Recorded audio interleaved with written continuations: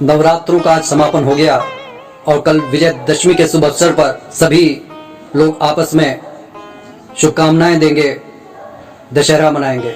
शुभकामनाएं देंगे कि उनके जीवन में बुराइयों का नाश उसी तरीके से हो जाए जिस तरीके से रावण, कुंभकर्ण, मेघनाद, अहिरावण का विनाश हो गया था।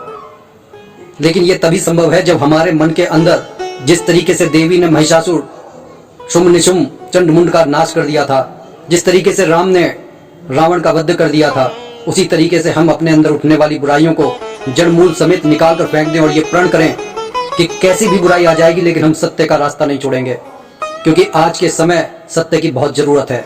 और लोग यही सोच रहे हैं कि जब दूसरा व्यक्ति झूठ बोलकर आगे बढ़ रहा है तो अगर इस रास्ते पर मैं आगे बढ़कर कुछ हासिल कर लूं तो क्या गलत होगा। गलत ये होगा कि सच का कंपेयर आप झूठ के साथ कर नहीं सकते। सच बोलने की जुबान में वो ताकत आ जाती है कि वो जो बोलता है वो असलियत में घटित होने लगता है। पहले जमाने में लोग साधु संतों के श्राप से डरा क्यों करते थे? उसके पीछे कारण यही था क्योंकि वो धार्मिक जीवन जीते थे और सत्य उनकी जुबान पर रहा करता था। लेकिन आज के जीवन में लोगों का लोगों पर से विश्वास उठ गया है। लोग अपनी बनाई हुई मशीनों पर तो विश्वास करते हैं।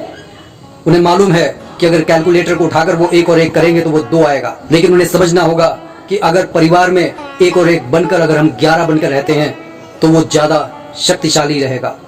इन चीजों को समझने के लिए हमें एक विश्वास को पैदा करना होगा। आज हो ये रहा है कि लोगों का लोगों पर से विश्वास उठता जा रहा है। लोग दूसरों को अविश्वास की दृष्टि से देखते हैं। एक दूसरे की मदद करने से पहले वो ये सोच लेते हैं कि इसमें हमें फायदा कितना होगा। और ये विचार अगर प्रभु श्री राम ने सोचा होता तो शायद सुग्रीव की मदद ना की होती। ये विचार अगर माता रानी ने सोचा होता तो देवलोक की मदद ना की होती।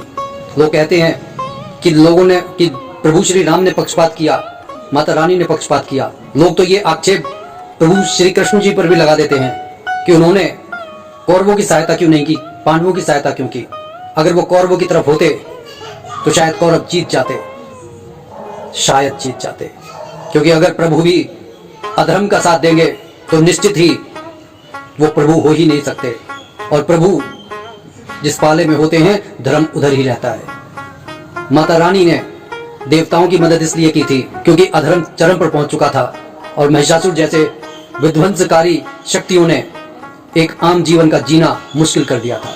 शायद आपने एक कथा भी सुनी हो कि किस तरीके से भैरवनाथ अपनी शक्तियों पर गुमान करता था।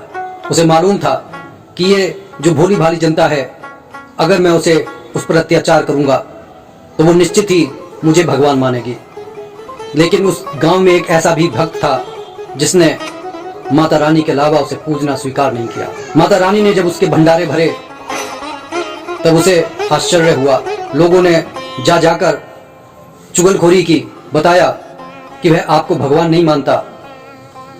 तब वो भैरवनाथ उसके घर पर खाना खाने के लिए पहुंचा और कहा कि मुझे खाने में ये शाकाहारी भोजन नहीं चलेगा, मुझे शराब भी चाहिए और मांस भी चाहिए।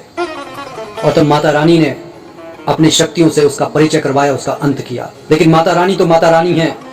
जब वो भैरवनाथ ने रोते रोते गिड़गिड़ाकर माता रानी के सामने कहा कि ये संसार मुझे एक अत्याचारी राक्षस के रूप में याद करेगा, तब माता रानी ने कहा मैं तुझे आशीर्वाद देती हूँ कि मेरे दर्शन करने से पहले भक्तों को तेरा दर्शन करना होगा, तुझे भी भैरवनाथ के रूप में पूजा जाएगा।